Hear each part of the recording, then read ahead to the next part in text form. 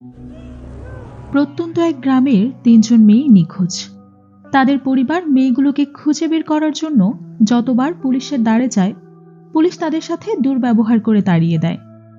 এভাবে চলতে চলতে একদিন ৩ জনের মধ্যে ২ জনের ঝুলন্ত মৃতদেহ পাওয়া যায়।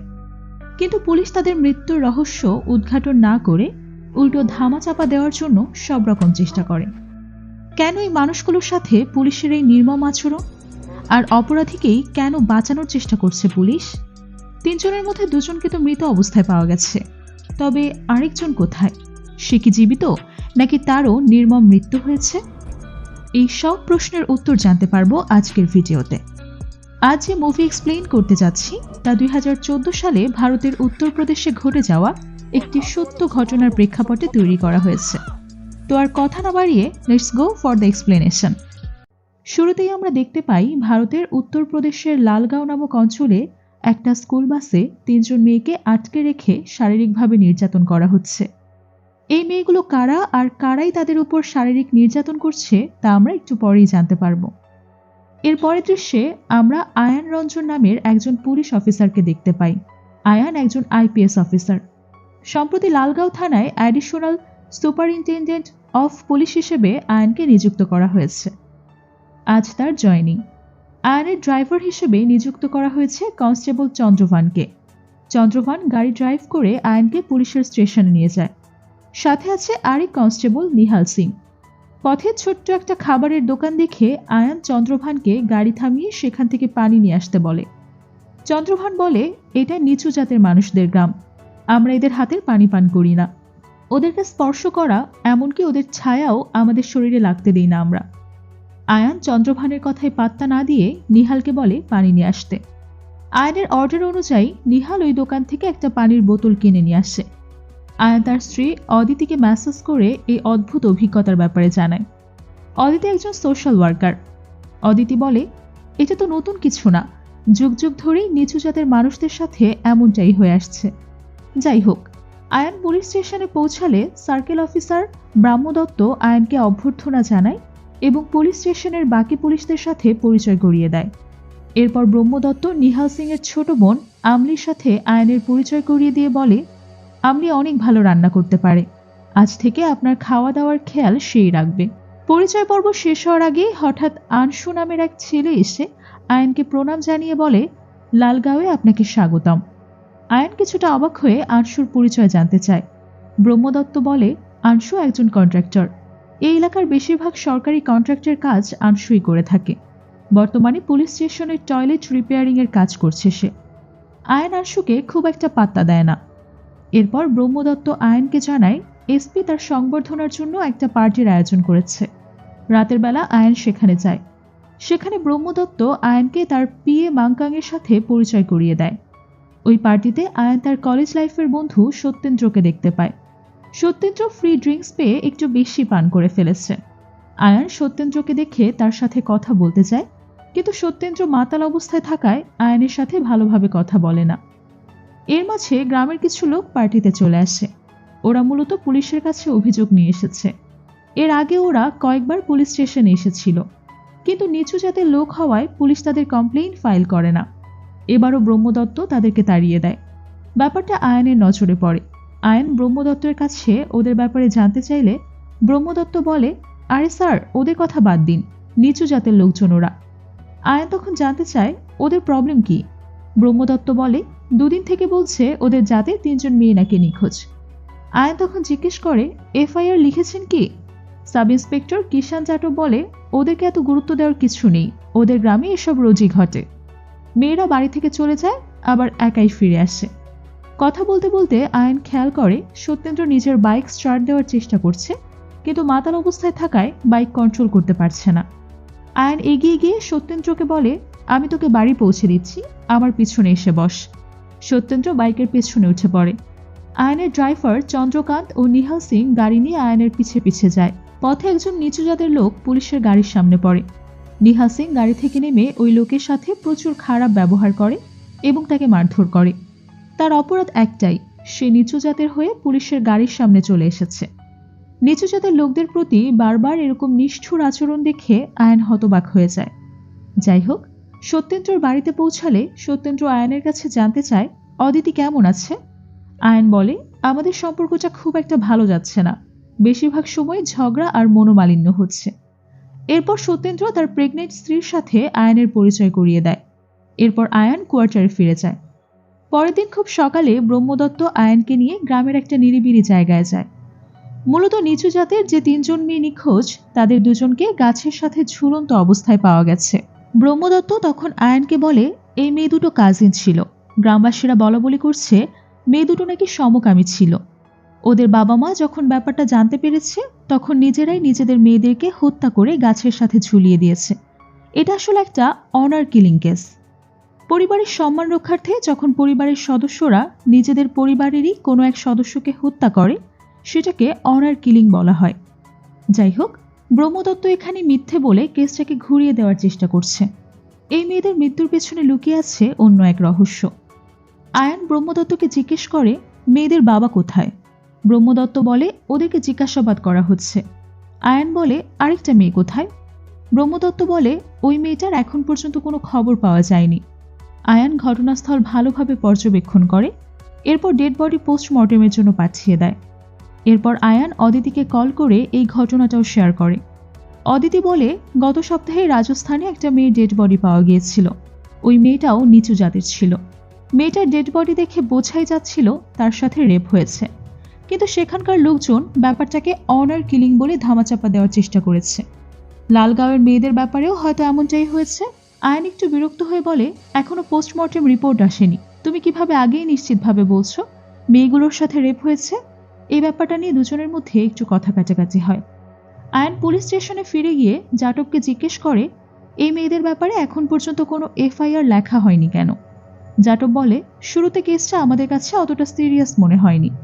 ওদের মধ্যে এমন নিখোঁজ হওয়ার ঘটনা সবসময় ঘটে, কিছুদিন পর আবার ফিরেও আসে। এভাবে বারবার ওদেরকে তুচ্ছ তাচ্ছিল্য করে কথা বলায় আয়ান জাটবের উপর অনেক বেশি রেগে যায়। এরপর যে মেয়েটা এখন পর্যন্ত নিখোঁজ, তার জন্য একটা এফআইআর ফাইল করতে বলে। অন্যদিকে ফরেন্সিক এক্সপার্ট ডক্টর আফদেশ ছুটিতে থাকায় ওই মেয়েদের পোস্টমর্টেমের দায়িত্ব দেওয়া হয় ডক্টর আফদেশের অ্যাসিস্ট্যান্ট ডক্টর মালদিরামকে। কথা শুনে ব্রহ্মদত্ত প্রচুর বিরক্ত হয়। মূলত ডক্টর মালদিরাম নিচু জাতের মেয়ে, পড়াশোনা করে নিজ যোগ্যতায় ডক্টর হয়েছে সে। নিচু জাতের একটা মেয়ে ডক্টর হয়েছে শুধুমাত্র এ কারণেই ব্রহ্মদত্ত ডক্টর মালদিকে সহ্য করতে পারে না। এদিকে জার্নালিস্টরা এই মার্ডার কেসের ব্যাপারে ইন্টারভিউ নেওয়ার জন্য পুলিশ স্টেশনের আশেপাশে ঘুরঘুর করতে থাকে।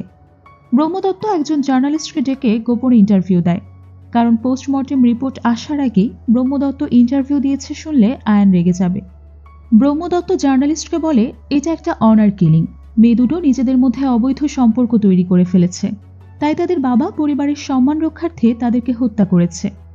এরপর ব্রহ্মদত্ত জার্নালিস্টকে বলে, এটা কিন্তু আমার নিজস্ব বয়ান নয়, ইনভেস্টিগেশন করে যেটা জেনেছি সেটাই বলছি। জার্নালিস্টকে ব্রহ্মদত্ত এমনটা বলছে যেন জার্নালিস্ট খবরটা ছাপানোর সময় ব্রহ্মদত্তের নাম না ছাপায়। মূলত ব্রহ্মদত্ত কেসটাকে অনার কিলিং হিসেবেই চারদিকে ছড়িয়ে দিতে চাচ্ছিল। এরপর ব্রহ্মদত্ত আয়ানকে বলে, কেসটা যত দ্রুত সম্ভব ক্লোজ করা উচিত। আমি নিশ্চিত এটা অনার কিলিং। পোস্টমর্টেম রিপোর্টে নতুন কিছু আসবে না, শুধু শুধু সময় নষ্ট করা উচিত হবে না। আয়ান বলে, পোস্টমর্টেম রিপোর্ট আসলে সবার আগে আমাকেই জানাবে, আপাতত নিখোঁজ মেয়েটাকে খুঁজুন। এরপর আয়ান কোয়ার্টারে ফিরে দেখে মেয়ে দুটো ডেড বডি পাওয়া গেছে এবং যে মেয়েটা নিখোঁজ তাদের পরিবার কোয়ার্টারের সামনে অপেক্ষা করছে। আয়ান তাদেরকে ডেকে তাদের সাথে কথা বলে। মৃত মেয়ে দুটোর বাবা বলে, যারা মারা গেছে তারা আমাদের মেয়ে শানু এবং মমতা, ওদেরকে হত্যা করা হয়েছে। আমরা ন্যায় বিচার চাই, কিন্তু পুলিশ উল্টো আমাদের উপরেই কেস দিচ্ছে। 2 দিন ধরে আমরা পুলিশ স্টেশনে ঘুরছি। পুলিশ যদি আমাদের কথা শুনতো তাহলে হয়তো আমাদের মেয়ে দুটো বেঁচে থাকতো। আয়ান বলে, পোস্টমর্টেম রিপোর্ট আসুক, তারপর আমি দেখব কি করা যায়। এখানে আমরা নিখোঁজ মেয়েটার বড় বোন গৌরাকে দেখতে পাই। নিখোঁজ মেয়েটার নাম পূজা। গৌরা আয়ানকে বলে, শানু, মমতা এবং পূজা আনশু নারায়ণের কনস্ট্রাকশন সাইটে কাজ করত। দৈনিক পারিশ্রমিক হিসেবে ওদেরকে 25 টাকা করে দেয়া হতো। কনস্ট্রাকশন সাইটে যারা কাজ করে বেশিরভাগই অল্প বয়সী। সবাই মিলে ঠিক করেছিল আনশুর কাছে পারিশ্রমিক বাড়িয়ে 28 টাকা করে নিবে। এ ব্যাপারে পূজা আনশুর সাথে কথা বললে আনশু পূজাকে থাপ্পড় মেরেছিল, যার কারণে পূজা সহ কয়েকজন ছেলে মেয়ে কাজ ছেড়ে দিয়েছিল। আংশুর কাজ ছেড়ে দিয়ে ওরা চামড়া ফ্যাক্টরিতে 28 টাকা পারিশ্রমিকে কাজ করতে শুরু করে। গৌড়া আরও বলে, আংশুর সাথে ব্রহ্মদত্তের সম্পর্ক ভালো, এ কারণে ব্রহ্মদত্ত আমাদের এফআইআর লেখেনি। ওরা চলে যাওয়ার পর আয়ান, জাটব এবং মায়ঙ্ককে বলে এই মুহূর্তে পূজাকে খুঁজে বের করা জরুরি। গৌড়া মেয়েটার ব্যাপারে ভালোভাবে খোঁজ খবর নিন, তার ফোনের সমস্ত কল রেকর্ড বের করুন। এরপর চামড়া ফ্যাক্টরিতে গিয়ে খোঁজ খবর নিন, যেদিন পূজা নিখোঁজ হয়েছে সেদিন ফ্যাক্টরি থেকে কখন বের হয়েছে, কার সাথে বের হয়েছে, এবং আংশুর ব্যাপারে খোঁজ খবর নিয়ে বের করুন মেয়েটা যেদিন নিখোঁজ হয়েছে আংশু সেদিন কোথায় ছিল। জাটব বলে, এদেরকে নিয়ে এত সিরিয়াস হওয়ার কিছু নেই, যে হারিয়ে গেছে সে কিছুদিন পর ঠিকই ফিরে আসবে, আর এদের জন্য কোনো কিছু করে লাভ নেই। জাটব আবারও ওদেরকে নিয়ে তুচ্ছ তাচ্ছিল্য করায় আয়ান প্রচণ্ড রেগে গিয়ে বলে, ওরা কি অন্য কোনো গ্রহ থেকে এসেছে? সবসময় কেন ওদেরকে তুচ্ছ তাচ্ছিল্য করে কথা বলেন? আয়ান তখন জাটবকে গালি দিয়ে অফিস থেকে বের হয়ে যেতে বলে। এদিকে আয়ানের বন্ধু সত্যেন্দ্র দীর্ঘ সময় ধরে আয়ানের কল রিসিভ করছিল না, তাই আয়ান সত্যেন্দ্রের খোঁজ খবর নেওয়ার জন্য নিহাল সিংকে সত্যেন্দ্রের বাড়িতে পাঠিয়ে দেয়। নিহাল সিং সত্যেন্দ্রকে না পেয়ে সত্যেন্দ্রের স্ত্রীর সাথে ফোনে আয়ানের কথা বলিয়ে দেয়। সত্যেন্দ্রের স্ত্রী বলে, ভোর 4টায় সত্যেন্দ্রর ফোনে একটা কল এসেছিল, ফোন পাওয়ার পরপরই সে বাহিরে চলে গেছে, তারপর থেকে আর কোনো খবর নেই। আয়ান সত্যেন্দ্রের ব্যাপারে একটু চিন্তিত হয়ে পড়ে। অন্যদিকে ব্রহ্মদত্ত পোস্টমর্টেম রিপোর্ট দেখার জন্য ফরেন্সিক ল্যাবে যায়। ডক্টর মায়া বলে, রিপোর্ট এখনো পুরোপুরি তৈরি হয়নি। ব্রহ্মদত্ত জানতে চায় রিপোর্টে কি এসেছে। ডক্টর মায়া বলে, দুজনের সাথেই গ্যাং রেপ হয়েছে, 2 থেকে 3 দিন টানা রেপ করার পর জীবিত অবস্থায় গাছের সাথে ঝুলিয়ে দিয়েছে। রিপোর্টের কথা শুনে ব্রহ্মদত্ত ঘামতে শুরু করে। ব্রহ্মদত্ত ডক্টর মালতীকে জিজ্ঞেস করে ডক্টর আফদেশের সাথে কথা হয়েছে কিনা। ডক্টর মালতী বলে, কথা হয়েছে, কিন্তু ডক্টর আফদেশ যা চায় আমি তা করতে পারবো না, আমি কিছুতেই এই পোস্টমর্টেম রিপোর্ট বদলাবো না। অর্থাৎ ব্রহ্মদত্ত আফদেশের সাথে কথা বলে পোস্টমর্টেম রিপোর্ট বদলে ফেলার প্ল্যান করেছে, কিন্তু ডক্টর মালতী তাদের কথা মতো কাজ করতে রাজি হচ্ছে না। ব্রহ্মদত্ত মালতীকে হুমকি দিতে শুরু করে। সে ডক্টর আফদেশ এবং মালতী দুজনকে হত্যা করার হুমকি দেয়, যার ফলে বাধ্য হয়ে ডক্টর মালতীকে রিপোর্ট লেখা বন্ধ করে দিতে হয়। ফরেন্সিক ল্যাবের বাইরে অপেক্ষা করছিল শানু এবং মমতার বাবা। ব্রহ্মদত্ত ওদেরকে দেখে বিরক্ত হয়ে বলে, তোমাদেরকে বলেছিলাম 3-4 মাসের জন্য কোথাও লুকিয়ে থাকো, কেসটা ক্লোজ হয়ে গেলে ফিরে এসো, কিন্তু তোমরা আমার কথা না শুনে বাড়াবাড়ি শুরু করেছ, এর ফল কিন্তু তোমাদেরকেই ভোগ করতে হবে। ব্রহ্মদত্ত মৃত মেয়ে দুটোর বাবাদেরকে লুকিয়ে থাকতে বলেছিল যাতে কেসটাকে অনার কিলিং প্রুফ করতে সুবিধা হয়, কিন্তু ওরা আয়নের কাছে গিয়ে সমস্ত সত্যি বলে দেওয়ায় ব্রহ্মদত্ত একটু বিপদে পড়েছে। অন্যদিকে মায়ঙ্ক এবং জাটব চামড়া ফ্যাক্টরিতে গিয়ে জিজ্ঞাসাবাদ শেষে পুলিশ স্টেশনে ফিরছিল। ওদের ফিরতে অনেকটা রাত হয়ে যায়। গ্রামের রাস্তায় হঠাৎ কিছু লোক ওদের গাড়িতে আগুনের গোলা ছুঁড়ে মারে। ওরা দ্রুত গাড়ি থেকে লাফ দিয়ে নেমে যায়, সাথে সাথে হামলাকারীরা চারদিক থেকে ওদেরকে ঘিরে ধরে। এরা মূলত জয় ভীম সংগ্রাম নামের একটা সংগঠনের সদস্য। এই সংগঠনের প্রধান উদ্দেশ্য হল নিপীড়িত অসহায় লোকদের ন্যায্য অধিকার বুঝিয়ে দেওয়া এবং তাদেরকে ন্যায় বিচার পাইয়ে দেওয়া। এই সংগঠনের লিডার হচ্ছে নিষাদ। এই সদস্যরা নিষাদের অর্ডারেই পুলিশের গাড়িতে হামলা করেছে। নিচু জাতের 2 জন মেয়েকে নির্মমভাবে হত্যা করা হয়েছে, অথচ পুলিশ এটাকে অনার কিলিং বলে চালিয়ে দিচ্ছে। এর প্রতিবাদেই এই হামলা করা হয়েছে। জাটব ওদেরকে দেখে গান বের করলে ওরা উল্টো জাটবকে হুমকি দিয়ে বলে, পাশের গ্রামে শর্টকাট রাস্তা আছে, চুপচাপ চলে যান, বাড়াবাড়ি করলে বাড়িতে ফিরতে পারবেন না। এই বলে ওরা সেখান থেকে চলে যায়। এদিকে আয়ান চন্দ্রভানকে জিজ্ঞেস করে, পুলিশ স্টেশনে আংশু নারায়ণের সাথে সবথেকে ভালো সম্পর্ক কার রয়েছে? চন্দ্রভান বলে, আংশু টাকা পয়সাওয়ালা লোক, তাছাড়া এমএলএ রামলাল নারায়ণের আত্মীয় সে। এমন পাওয়ারফুল লোকদের সাথে সবাই সম্পর্ক ভালো রাখারই চেষ্টা করে। এরপর আয়ান জাটবের ব্যাপারে জানতে চায়। মূলত জাটব বারবার কেসের ব্যাপারটা নিয়ে অনীহা দেখানোর কারণে আয়ানের কিছুটা সন্দেহ হয় জাটব হয়তো অপরাধীকে বাঁচানোর চেষ্টা করছে। চন্দ্রভান বলে, জাটব খুব সাধারণ মানুষ, সে ভালো কাজ করতে না পারলেও খারাপ কাজ কখনোই করবে না। পরদিন সকালে আয়ান ওই স্থানে যায় যেখানে নিষাদের লোকেরা জাটবের গাড়িতে আগুন লাগিয়ে দিয়েছে। আয়ান জাটবের কাছে ঘটনার বর্ণনা জানতে চাইলে জাটব বর্ণনা দিতে গিয়ে বলে, আমি জানি না কারা আগুন লাগিয়েছে, ওদের মুখে কাপড় বাঁধা ছিল। আয়ান বলে, আপনার কাছে তো পিস্তল ছিল, গুলি করেননি কেন? মায়ঙ্ক বলে, ওদের কাছেও পিস্তল ছিল। এবার আয়ান রেগে গিয়ে বলে, এত বড় ঘটনা ঘটলো কিন্তু কোনো গোলাগুলি হলো না, আপনি ইচ্ছাকৃত মিথ্যা বয়ান দিচ্ছেন। আয়ান চিৎকার করতে শুরু করলে জাটব ঘাবড়ে গিয়ে স্বীকার করে ওরা নিষাদের লোক ছিল। ওদের মতে মেয়েদের বাবার কাছ থেকে মিথ্যা বয়ান নেওয়ার জন্য তাদের উপর চাপ প্রয়োগ করা হচ্ছে, তাই ওরা প্রতিবাদ করছে। আয়ান তখন জিজ্ঞেস করে, এখানে আপনি কিসের পক্ষে? ন্যায় বিচারের পক্ষে, নাকি যারা মিথ্যা বয়ানের জন্য চাপ দিচ্ছে তাদের পক্ষে? জাটক বলে, আপনি যে পক্ষের সাথে থাকতে বলবেন আমি সেই পক্ষের সাথেই থাকব। ব্রহ্মদত্ত দূর থেকে জাটবের বডি ল্যাঙ্গুয়েজ দেখে বুঝতে পারে জাটব নিশাদের দলের হামলার কথা স্বীকার করেছে। তাই সে আয়নের কাছে গিয়ে বলে, নিশাদ আসলে ছোটখাটো লোকাল নেতা। সে নিজেকে নিচু জাতের লোকদের রবিনহুড মনে করে। গত বছর সে জেলে ছিল, জেল থেকে বেরিয়ে আন্ডারগ্রাউন্ড হয়ে নিজের কাজ চালিয়ে যাচ্ছে। এরপর ব্রহ্মদত্ত বলে, মেয়েদের পোস্টমর্টেম হয়ে গেছে, আজ ওদের দাফনও করে দিয়েছি। এই কেসটা দ্রুত ক্লোজ করা উচিত। মেয়েদের বাবাদের 7 দিনের রিমান্ড মঞ্জুর হয়েছে। রিমান্ডে ওরা সত্যিটা স্বীকার করে নেবে, কেস ক্লোজ হয়ে যাবে।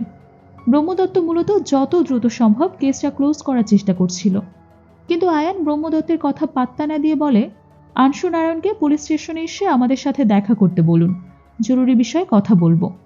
আনশুর নাম শুনেই ব্রহ্মদত্ত ঘাবড়ে গিয়ে বলে, কি ব্যাপারে কথা বলবেন? আয়ান তখন রাগের দৃষ্টিতে ব্রহ্মদত্তের দিকে তাকায়।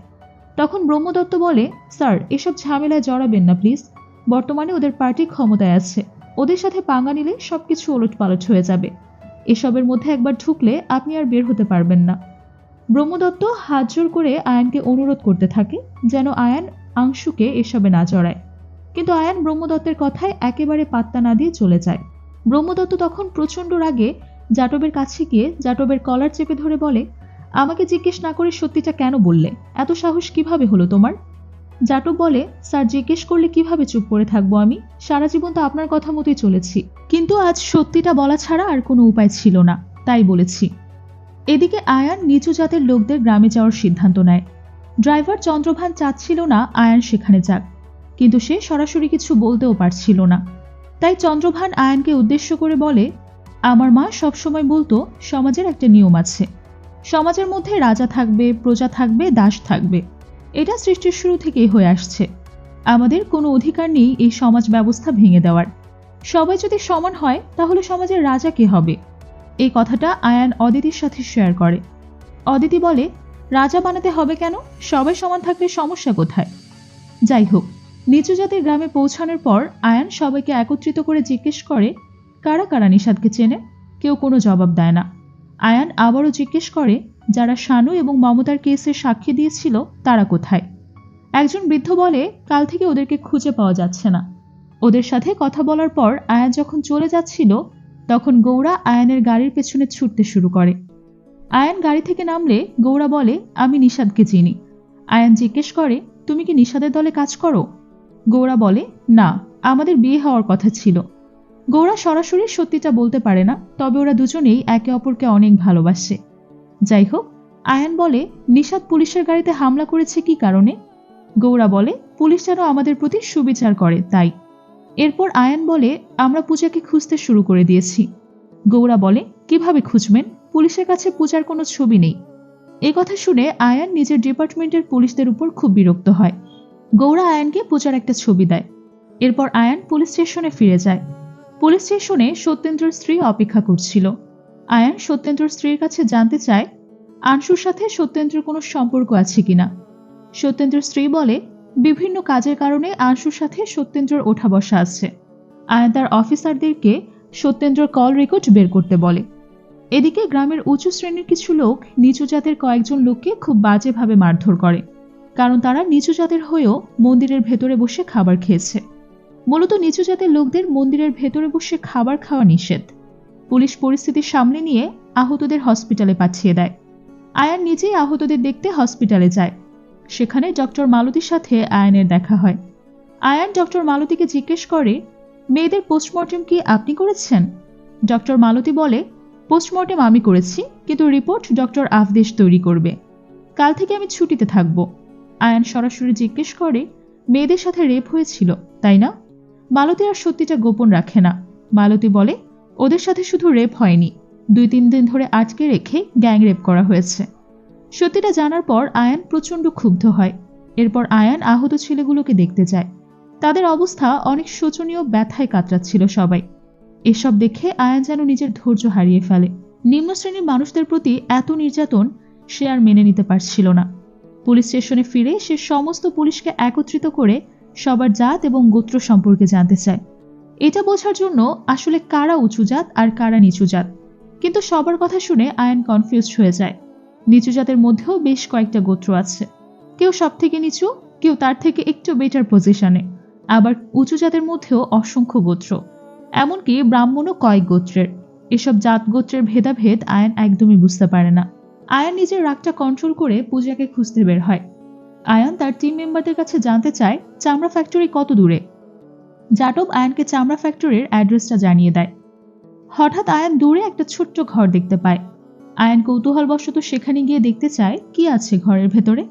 সবাই আয়ানকে যেতে নিষেধ করে।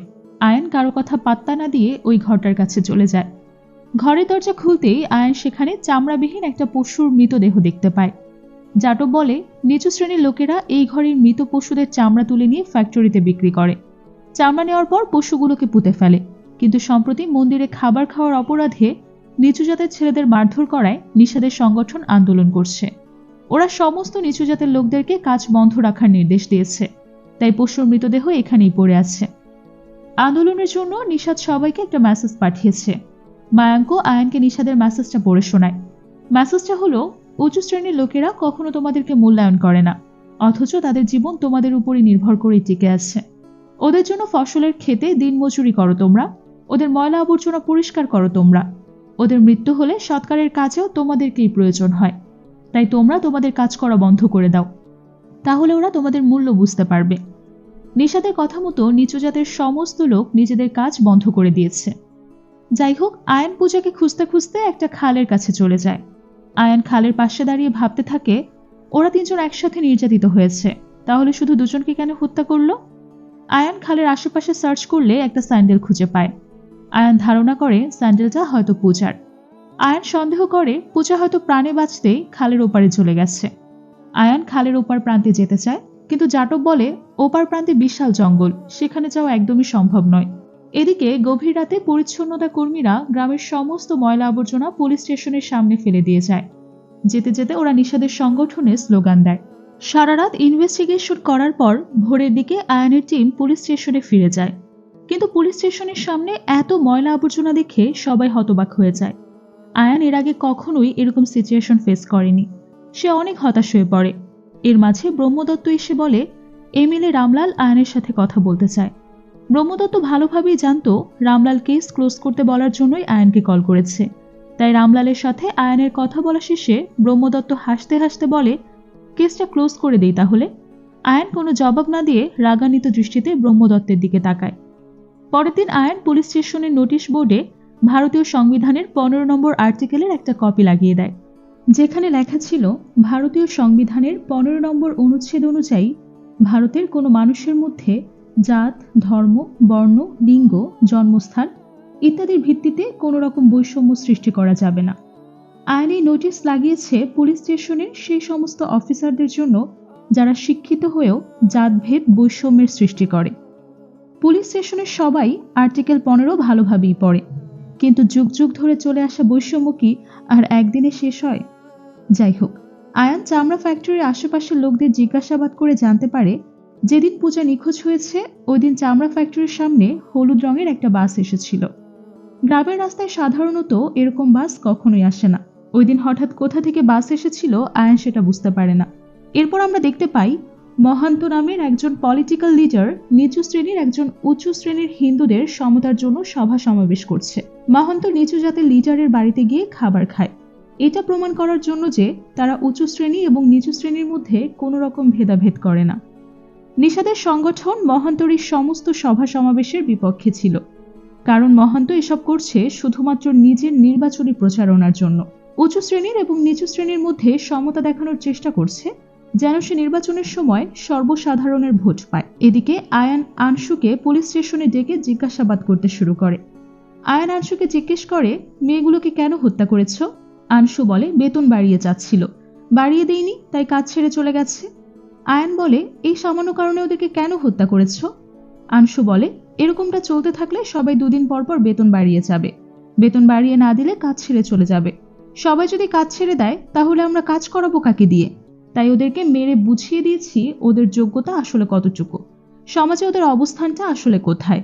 দুটো মেয়েকে হত্যা করার পর আনশুর এমন সহজ স্বীকারোক্তি আয়ানকে অবাক করে দেয়। আয়ান পুলিশ স্টেশন থেকে বের হয়ে ডক্টর মালতীকে বলে আনশুর মেডিকেল টেস্ট করাতে, যাতে মেয়েদের শরীরে পাওয়া ডিএনএর সাথে আনশুর ডিএনএ ম্যাচ করাতে পারে। আয়ান ডক্টর মালতীকে বলে, ডিএনএ রিপোর্ট যাই আসুক না কেন, সবার আগে আপনি আমাকে জানাবেন। এরপর আয়ান জাটবকে বলে কোনো লোকাল জার্নালিস্টকে ডেকে নিউজ পেপারে নিউজ ছাপিয়ে দিতে, যে মেয়েদের রেপ এবং মার্ডার কেসে পুলিশ আনশুকে সন্দেহ করছে। জাটব আয়ানের কথা মতো তাই করে। এরপর মায়াঙ্ক বাচ্চু নামের একজন মেকানিককে ধরে নিয়ে আসে আয়ানের কাছে, কারণ সত্যেন্দ্রর কল রেকর্ড চেক করে জানা গেছে যেদিন শানু এবং মমতার মৃতদেহ পাওয়া গেছে সেদিন ঠিক ভোর 4টার সময় এই বাচ্চু সত্যেন্দ্রকে কল করেছিল। আয়ান বাচ্চুর কাছে জানতে চায়, এত ভোরবেলা কেন কল করেছিলে তুমি? বাচ্চু বলে, সত্যেন্দ্র আমার কাছে গাড়ি ঠিক করে নিয়েছিল, ওর কাছে কিছু টাকা পাওনা আছে, সেই টাকা চাওয়ার জন্যই কল করেছিলাম। বাচ্চুর কথা আয়ানের কাছে সন্দেহজনক মনে হয়, তাই বাচ্চুকে চলে যেতে বলে আয়ান মায়াঙ্ককে বলে বাচ্চুর উপর নজর রাখতে। পরদিন আয়ান আবারও ওই খালের কাছে যায়। আয়ান চাচ্ছিল খালের ভেতরে সার্চ করে দেখতে, কিন্তু খাল এতটাই নোংরা যে উঁচু জাতের কেউই খালের ভেতর নামতে রাজি হচ্ছিল না, আর নিচু জাতের লোকদের নিষাদ কাজ বন্ধ রাখতে বলেছে, যার কারণে তারাও খালে নামতে একদমই রাজি হচ্ছিল না। তাই আয়ান নিষাদের সাথে দেখা করতে চায়, যাতে নিষাদকে বলে নিচু জাতের লোকদের কাজে ফেরার ব্যবস্থা করতে পারে। মায়াঙ্ক জানায় নিষাদ মূলত আন্ডারগ্রাউন্ডে থাকে, তাই ওরা গৌড়ার মাধ্যমে নিষাদের সাথে দেখা করার ব্যবস্থা করে। নিষাদের সাথে দেখা করার জন্য ওরা একটা পুরনো স্কুলে যায়। এর মাঝে ডক্টর মালতী আয়ানকে কল করে জানায় মেয়েদের শরীরে পাওয়া ডিএনএর সাথে আনশুর ডিএনএ ম্যাচ হয়েছে, অর্থাৎ মেয়েগুলোকে যারা রেপ করেছে তাদের মধ্যে আনশু একজন। আয়ান তখন ডিএনএ রিপোর্টের কপি হোয়াটসঅ্যাপে পাঠিয়ে দিতে বলে। কিছুক্ষণের মধ্যেই নিষাদ চলে আসে। আয়ান নিষাদকে বলে, তুমি সবাইকে কাজে ফেরার অর্ডার দাও, পূজাকে খুঁজতে আমাদের অনেক লোক প্রয়োজন। নিষাদ প্রথমে রাজি হয় না। নিষাদের মতে তারা লড়াই করছে নিজেদের অধিকার আদায়ের জন্য, উঁচু শ্রেণীর লোকদের বুঝিয়ে দেওয়ার জন্য তাদের গুরুত্ব আসলে কতটুকু। তারা না থাকলে উঁচু শ্রেণীর লোকেরা কত ধরনের সমস্যার সম্মুখীন হবে। মায়াঙ্ক নিষাদকে বলে নিজেদের অবস্থান নিজেদেরকেই তৈরি করে নিতে হয়। মায়াঙ্ক জাটবকে দেখিয়ে বলে, আমি যে স্কুলে পড়তাম জাটবের বাবা সেই স্কুলের ঝাড়ুদার ছিল, আর আমার বাবা ছিল স্কুলের টিচার। আজ দেখো জাটব এবং আমি একই পজিশনে চাকরি করছি, আমাদের বেতনও সেম। নিষাদ বলে, সব ক্ষেত্রে এমনটা হয় না। স্কুলের বাচ্চাদের খাবার তৈরির কাজ পেয়েছিল গৌড়া, কিন্তু প্রথম দিনই বাচ্চারা গৌড়ার হাতের খাবার খেতে অস্বীকার করে। ওই দিন 150 জন বাচ্চার খাবার ফেলে দিতে হয়েছে। প্রবলেম তো প্রতিটা কমিউনিটিতে থাকে, কিন্তু শুধুমাত্র আমাদের ক্ষেত্রে মন্দিরে ঢোকার অপরাধে মেরে হাড় ভেঙে দেওয়া হয়। গৌড়া বলে, কাল মহন্ত আমাদের লিজারের সাথে খাবার খেয়েছিল, কিন্তু সত্যিটা হচ্ছে খাবার আর প্লেট দুটোই মহন্ত নিজের বাড়ি থেকে নিয়ে এসেছিল। এই সত্যিটা ওরা মিডিয়ার সামনে প্রকাশ করতে দেয়নি। আয়ান বলে, আমি আমার সাধ্যমতো চেষ্টা করে যাচ্ছি মৃত মেয়ে দুটো এবং পূজাকে ন্যায় বিচার পাইয়ে দেওয়ার জন্য। খালের পাশে পূজার স্যান্ডেল পাওয়া গেছে, এই মুহূর্তে পূজাকে খোঁজার জন্য তোমার লোকদের সাহায্য খুব প্রয়োজন। নিষাদ বলে, কাজের ধর্মঘট তো বাতিল হবে না, তবে শুধুমাত্র আপনার প্রয়োজনে আমরা লোকেরা কাজ করবে। পরদিনই আনশু তার লোকদের পুলিশ স্টেশনে পাঠিয়ে দেয়। কিছু লোক পুলিশ স্টেশনের সামনের ময়লা আবর্জনা পরিষ্কার করে দেয়। ব্রহ্মদত্ত আয়ানকে জানায় এই কেস নিয়ে অনেক বেশি বিতর্ক সৃষ্টি হওয়ায় কেস সিবিআইয়ের কাছে ট্রান্সফার করা হয়েছে। আয়ান বলে, সিবিআই আসার আগ পর্যন্ত আমি আমার কাজ করে যাব। এটা বলে আয়ান আনশুকে অ্যারেস্ট করার জন্য আনশুর বাড়িতে যায়, কিন্তু আনশু ততক্ষণে পালিয়ে গেছে। আয়ান আনশুর বাড়ির সামনে একটা স্কুল এবং স্কুলের সামনে হলুদ রঙের স্কুল বাস দেখতে পায়। আয়ানের মনে পড়ে চামড়া ফ্যাক্টরির ছেলেটাও হলুদ রঙের বাসের কথাই বলেছিল। আয়ান স্কুল বাসের ভেতরে ঢুকে বাসটা ভালোভাবে চেক করে, কিন্তু সন্দেহজনক কিছুই খুঁজে পায় না। এরপর আয়ান স্কুলের প্রত্যেকটা রুম চেক করে, এর মধ্যে একটা রুম ছিল তালাবদ্ধ। স্কুলের কেয়ারটেকার জানায় এই রুমের চাবি শুধুমাত্র আনশুর কাছেই থাকে। আয়ান রুমের তালা ভেঙে রুম সার্চ করে। সে রুমের ভেতর ফ্লোর পরিষ্কার করার জিনিসপত্র, রশি এবং এক টুকরো কাপড় দেখতে পায়। আয়ান বুঝতে পারে এই রুমে মেয়েদের সাথে নির্যাতন করা হয়েছে। রুমে পড়ে থাকা রশিটা দিয়েই হয়তো মেয়েদের হাত পা বেঁধে রাখা হয়েছিল, আর কাপড়ের টুকরোটা দিয়ে মুখ বেঁধে দেওয়া হয়েছিল। এভিডেন্সগুলো কালেক্ট করে আয়ান আবারও এই খালের কাছে চলে যায়। আয়ান কয়েকজন পুলিশকে খালের মধ্যে নামিয়ে দেয় এবং ভালোভাবে খুঁজে দেখতে বলে পূজার সাথে রিলেটেড কিছু খুঁজে পাওয়া যায় কিনা। এদিকে ব্রহ্মদত্ত নিউজ পেপারে ছাপা আনশুর নিউজটা নিয়ে আনশুর সাথে দেখা করতে তার গোপন আস্তানায় যায়। ব্রহ্মদত্তের সাথে আনশুর সম্পর্ক এতটাই ভালো যে আনশুর গোপন আস্তানার ব্যাপারে ব্রহ্মদত্ত ভালোভাবেই জানে। এখানে আমরা বাচ্চু নামের সেই মেকানিক ছেলেটাকেও দেখতে পাই। এই বাচ্চু আসলে আনশুরই লোক। ব্রহ্মদত্ত আংশুকে বলে, মেয়েগুলোকে মেরে ফেলার কি প্রয়োজন ছিল? হুমকি ধামকি দিয়ে ছেড়ে দিতে। কিছুদিন পর সবকিছু স্বাভাবিক হয়ে যেত। এই কথা শুনে বাচ্চু হেসে বলে, ওদেরকে না মেরে উপায় ছিল?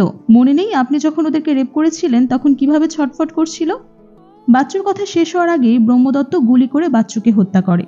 এরপর সে আংশুর বুকে পিস্তল ঠেকিয়ে বলে, তুমি পুলিশের হাতে ধরা পড়লে আমি অফিসে যাব, তাই তোমাকে আমি বাঁচিয়ে রাখতে পারবো না। এ কথা বলে ব্রহ্মদত্ত আংশুকেও গুলি করে হত্যা করে। অর্থাৎ আংশুর সাথে ব্রহ্মদত্ত নিজেও মেয়েগুলোকে রেপের সাথে জড়িত। এতদিন ধরে ব্রহ্মদত্ত আংশুকে বাঁচানোর জন্য নয়, বরং নিজেকে বাঁচানোর জন্যই কেসটা ক্লোজ করার সব রকম চেষ্টা করে গেছে। যাই হোক, আংশুকে হত্যা করার পর ব্রহ্মদত্ত পুলিশ স্টেশনে ফিরে গিয়ে আয়ানকে বলে, আমি আংশুকে অ্যারেস্ট করার জন্য তার ফার্ম হাউসে গিয়েছিলাম। সেখানে আংশু আমাকে দেখে আমার উপর গুলি চালিয়েছিল, তাই আমিও আংশুর উপর গুলি চালাতে বাধ্য হয়েছি। এতে আংশুর মৃত্যু হয়েছে। আয়ান ভালোভাবেই বুঝতে পারে ব্রহ্মদত্ত মিথ্যা বলছে। এদিকে পুলিশ স্টেশনে সিবিআই অফিসার পানিকার চলে আসে। পানিকার এসেই আয়ানের উপর দোষারোপ করে বলে, আপনি এই কেসটা নিয়ে বেশি বাড়াবাড়ি করছেন। আয়ান বলে, মেয়েদের উপর অমানবিক নির্যাতন করা হয়েছে। দুজন মেয়েকে রেপ করার পর হত্যা করে গাছের সাথে ঝুলিয়ে দেওয়া হয়েছে। মেয়েদের শরীরে পাওয়া ডিএনএর সাথে প্রধান আসামি আংশুর ডিএনএ ম্যাচ হয়েছে। এরপরও আপনি বলবেন আমি বাড়াবাড়ি করছি? পানিকার বলে, আমার কাছে যে রিপোর্ট আছে সেখানে তো রেপের ব্যাপারে উল্লেখ নেই। আয়ান বলে, প্রথমে ভুল রিপোর্ট দেওয়া হয়েছিল। আমি পার্সোনালি আবারও পোস্টমর্টম করিয়েছি এবং ডিএনএ টেস্ট করিয়েছি। পানিকার আয়ানের কথায় পাত্তা না দিয়ে উল্টো আয়ানকে বলে, আপনাকে এই কেস থেকে সাসপেন্ড করা হচ্ছে। এই কেসের সাথে আপনার আর কোনো সম্পর্ক নেই। কিন্তু পানিকার নিষেধ করা সত্ত্বেও আয়ান কেসের ব্যাপারে কাজ করা বন্ধ করে না। কারণ আয়ান জানে আয়ান হাল ছেড়ে দিলে এই কেস আর কখনোই সলভ হবে না। কোনোভাবে কেসটাকে ক্লোজ করে দেওয়া হবে। যাই হোক, আয়ান সত্যেন্দ্রর লোকেশন জানতে পারে। আয়ান সেখানে পৌঁছালে সত্যেন্দ্র আয়ানকে দেখে পালানোর চেষ্টা করে। আয়ান সত্যেন্দ্রকে ধরে বলে, যে রাতে মেয়েগুলোকে হত্যা করা হয়েছে সে রাতে ব্যাংকের সামনে সিসি ক্যামেরায় তোকে দেখা গেছে। ওই রাতে ভোর 4টায় কোথায় গিয়েছিলি তুই? সত্যেন্দ্র কোনো জবাব দেয় না। আয়ান বলে, আমাকে এই কেস থেকে সাসপেন্ড করা হচ্ছে। সাসপেন্ড হওয়ার আগে যা যা করা সম্ভব আমি করব। তোকে যদি অ্যারেস্ট করতে হয় তাও করব। তাই বাঁচতে চাইলে সমস্ত সত্যি স্বীকার কর। সত্যেন্দ্র বলে, ভোর 4টায় বাচ্চু আমাকে কল করে বলেছিল আংশুর গাড়ি নষ্ট হয়ে গেছে। আমি গাড়ি ঠিক করার জন্যই গিয়ে দেখি মেয়ে দুটোকে গাছের উপর ঝুলিয়ে দেওয়া হয়েছে। আয়ান জানতে চায়, ওই দিন আসলে কি হয়েছিল? সত্যেন্দ্র বলে, ওই দিন আংশুর বাড়িতে পার্টি ছিল। ওই পার্টিতে আমিও ছিলাম। শুধু আমি নই, ব্রহ্মদত্ত এবং নিহালও ছিল। মেয়েগুলোকে স্কুলে আটকে রাখা হয়েছিল। এক এক করে আংশু, ব্রহ্মদত্ত এবং নিহাল সিং ওদেরকে রেপ করেছে। নিহাল সিং এসবের সাথে জড়িত জানতে পেরে আয়ান খুব অবাক হয়ে যায়। এরপর আয়ান সত্যেন্দ্রকে জিজ্ঞেস করে, পূজা কোথায়? সত্যেন্দ্র বলে, আমি কিছু জানি না, আর আমি কোর্টে কিংবা পুলিশের সামনে কোনো বয়ানও দেব না। তুমি তো সাসপেন্ড হয়ে এখান থেকে চলে যাবে। আমাকে এখানেই ধুকে ধুকে মরতে হবে। এটা বলে সত্যেন্দ্র সেখান থেকে চলে যায়। এরপর আয়ান নিহাল সিং এর কাছে গিয়ে জিজ্ঞেস করে, পূজা কোথায়? নিহাল সিং বলে, আমি জানি না। আয়ান জিজ্ঞেস করে, তুমি কি মেয়েগুলোকে রেপ করেছিলে? নিহাল সিং কাঁদতে কাঁদতে বলে, ওই দিন ওরা আমাকে অনেক বেশি পরিমাণে মদ পান করিয়েছিল। আমি জানি না কিভাবে আমি এত বড় পাপ করে ফেলেছি। নিহাল সিং আয়ানের কাছে হাত জোর করে বলে, আমাকে ক্ষমা করে দিন। আমার এই পাপের কথা দয়া করে আমার বোন আমলিকে জানাবেন না। কথা বলতে বলতে নিহাল সিং রাস্তার কাছে একটা চলন্ত ট্রাকের সামনে ঝাঁপিয়ে পড়ে। নিজের কৃত পাপের বোঝা বইতে না পেরে নিহাল সিং নিজেকে শেষ করে দেয়। দুজন রেপিস্ট আংশু এবং নিহাল সিং মারা গেছে। এখন বাকি আছে একমাত্র ব্রহ্মদত্ত। আংশু জাটককে বলে ব্রহ্মদত্তকে অ্যারেস্ট করতে। এরপর আয়ান কোয়ার্টারে ফিরলে দেখতে পায় অদিতি এসেছে। আয়ান অদিতির সঙ্গে কথা বলে আমলির কাছে যায়। আয়ান আমলিকে সোফায় বসিয়ে খুব শান্তভাবে নিহালের ব্যাপারে বুঝিয়ে বলে। আয়ান বলে, তোমার ভাইয়া ওই মেয়েগুলোর রেপ এবং হত্যার সাথে জড়িত। তোমার নিহাল ভাইয়া আর কখনোই ফিরে আসবে না। নিহাল তোমাকে সত্যিটা জানাতে নিষেধ করেছিল, কিন্তু সত্যিটা কতদিন গোপন থাকবে? একদিন না একদিন তুমি জানতে পারবে। তাই আমি নিজেই তোমাকে জানিয়ে দিলাম। নিজের ভাইয়ের ব্যাপারে এই ঘৃণ্য সত্য এবং ভাইয়ের মৃত্যু সংবাদ দুটো একসাথে জানার পর আমলি অনেক ভেঙে পড়ে। আয়ান আমলিকে সান্ত্বনা দিয়ে বলে, তোমার ভাইয়া নেই তো কি হয়েছে, আমি আছি তোমার সাথে। আমরা সবসময় তোমার সাথেই থাকবো। অন্যদিকে আয়ানের অর্ডার অনুযায়ী জাটক ব্রহ্মদত্তকে অ্যারেস্ট করে। ডক্টর মালতী ব্রহ্মদত্তের ডিএনএ স্যাম্পল কালেক্ট করে। জাটক যখন ব্রহ্মদত্তকে লকআপে ঢুকাচ্ছিল তখন ব্রহ্মদত্ত জাটবের কলার চেপে ধরে বলে, তোদের যোগ্যতা তো পুলিশ স্টেশনের বাইরে ঝাড়ু দেওয়া। তোদের মতো নিচু জাতের লোকদের এরকম বড় পজিশনে বসতে দেওয়াই সব থেকে বড় ভুল। জাটক ব্রহ্মদত্তের গালে সজোরে থাপ্পড় মেরে বলে, আমাদেরকে আর কতদিন অধিকার থেকে বঞ্চিত করে রাখবেন? এরপর আমরা নিষাদকে দেখতে পাই। নিশাত মহান্তর কাজে বাধা দেওয়ায় মহান্তর লোকেরা নিশাতকে ধরে নিয়ে গিয়ে গুলি করে হত্যা করে। নিশাতের মৃত্যুতে গৌরা অনেক ভেঙে পড়ে। এদিকে পানিকার শানু এবং মমতার বাবাকে ভয় দেখিয়ে তাদের কাছে জোরপূর্বক স্বীকারোক্তি নেয় যে তারা নিজেরাই নিজেদের মেয়েদেরকে হত্যা করেছে। অন্যদিকে নিশাদের মৃত্যুর পর নিশাদের সংগঠনের লোকেরা খেপে গিয়ে মহান্তর সভা সমাবেশে আগুন জ্বালিয়ে দেয়। পুরো লালগাঁওয়ে এক বিশৃঙ্খল পরিস্থিতি সৃষ্টি হয়। পানিকার লালগাঁওয়ের এই বিশৃঙ্খল পরিস্থিতির জন্য ইনডিরেক্টলি আয়নকে দায়ী করে। পানিকর বলে, নিচু শ্রেণীর লোকদের এভাবে বিশৃঙ্খলা সৃষ্টি করা উচিত হয়নি। আয়ন বলে, বিশৃঙ্খলা তারা সৃষ্টি করেনি, তাদেরকে বাধ্য করা হয়েছে। পানিকার আয়নকে বলে, যে কোনো পরিস্থিতিতে পুলিশের নিরপেক্ষ থাকা উচিত। আয়ন বলে, কোথাও আগুন লাগলে সেখানে নিরপেক্ষ থাকার অর্থ হচ্ছে যারা আগুন লাগিয়েছে তাদেরকে সাপোর্ট করা। পানিকার বলে, আপনার কি মনে হয় বিশৃঙ্খলা কে সৃষ্টি করছে? আয়ন বলে, গত 12 ঘন্টা ধরে যে আপনাকে কল করছে সে বিশৃঙ্খলা সৃষ্টি করছে। এখানে আমরা জানতে পারি পানিকার কারো ইশারায় এই কেসটাকে দাবিয়ে দেওয়ার জন্যই এসেছে।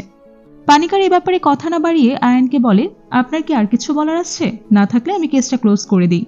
এটা স্পষ্ট যে এটা একটা অনার কিলিং কেস। আয়ন বলে, মাত্র 3 টাকার জন্য 2জন মেয়েকে হত্যা করা হয়েছে। ওরা পারিশ্রমিক 3 টাকা বাড়িয়ে চেয়েছিল বলে ওদের উপর নির্যাতন করা হয়েছে। মেয়েগুলো সাবালক পর্যন্ত হয়নি, অথচ তাদেরকে গ্যাং রেপ করা হয়েছে। ওদেরকে হত্যা করার পর কোথাও ফেলে দিতে পারত, কিন্তু তা না করে গাছের সাথে ঝুলিয়ে দিয়েছে, যাতে পুরো নিচু জাত বুঝতে পারে উঁচু জাতের লোকদের কাছে তাদের অবস্থান কি। আমার কাছে সমস্ত এভিডেন্স আছে, আমি সময় মতো সমস্ত এভিডেন্স উচ্চ আদালতে পেশ করব। লালগাঁওয়ে যে বিশৃঙ্খল পরিবেশ সৃষ্টি হয়েছে, চাইলে লালগাঁও থানার আন্ডারে সেটা সমাধান করা যেত, কিন্তু এটা ইচ্ছাকৃতভাবে করা হয়নি, কারণ যুগ যুগ ধরে এখানকার মানুষ নিচু জাতের লোকদের ঘৃণার নজরে দেখে আসছে। তাদের ছায়াকেও অপবিত্র মনে করা হয়। শত শত বছর ধরে এমনটাই হয়ে আসছে। আমরা যে কাজগুলো নিজেরা করতে পারি না, অনায়াসে তাদেরকে দিয়ে করিয়ে নিচ্ছি। আমরা জানি তারা আমাদের সমাজের জন্য কতটা গুরুত্বপূর্ণ, কিন্তু আমরা কখনোই সেটা স্বীকার করি না। এরপর আয়ন পানিকরের কাছে এই কেসের রিপোর্ট জমা দিয়ে বলে, আমি জানি আপনি আমার তৈরি করা রিপোর্ট ডাস্টবিনে ফেলে দিবেন, কিন্তু আপনার কাছে আসার আগেই আমি এই রিপোর্টের একটা কপি সিএম এর কাছে পাঠিয়ে দিয়েছি। পানিকার বলে, আপনি যা করছেন তার জন্য আপনাকে পস্তাতে হবে। আয়ন বলে, আপনি নিজের অস্তিত্বকে বিসর্জন দিয়ে যাদের কথায় উঠা বসা করছেন, পারলে তাদের সামনে একবার প্রতিবাদ করুন। হয়তো তারা আপনাকে মেরে ফেলবে, কিন্তু আপনার অস্তিত্বের মৃত্যু তো আরো আগেই হয়ে গেছে। এরপর আয়ন বলে, বাইরে যে বিশৃঙ্খলা সৃষ্টি হয়েছে আপনি বরং সেটার খেয়াল রাখুন, আমি পূজাকে খুঁজতে যাচ্ছি। পানিকার বলে, আপনি হয়তো ভুলে গেছেন আপনি এই কেস থেকে সাসপেন্ডেড। আয়ন বলে, পূজাকে বাঁচানোর জন্য যা যা করা দরকার আমি করব। আমার কাজ যদি আপনার ইলিগাল মনে হয় তাহলে আমাকে অ্যারেস্ট করতে পারেন। এরপর আয়ান পূজাকে খুঁজতে চলে যায় খালের কাছে। পুলিশ সদস্যরা অনেক খোঁজাখুঁজি করেও খালের ভেতর কিছুই পায়নি। সবাই যখন হার মেনে যায় তখন আয়ান নিজেই খালে নেমে পড়ে। আয়নের সাথে সাথে নামে মায়াঙ্ক, জাটব এবং চন্দ্রভান। আয়নের সাথে সাথে বাকি পুলিশ সদস্যরা আবারও খালে নেমে পড়ে। সবাই মিলে আবারও ভালোভাবে খুঁজতে শুরু করে। খালের অপর প্রান্তের জঙ্গলে পূজার আর একটা স্যান্ডেল খুঁজে পাওয়া যায়।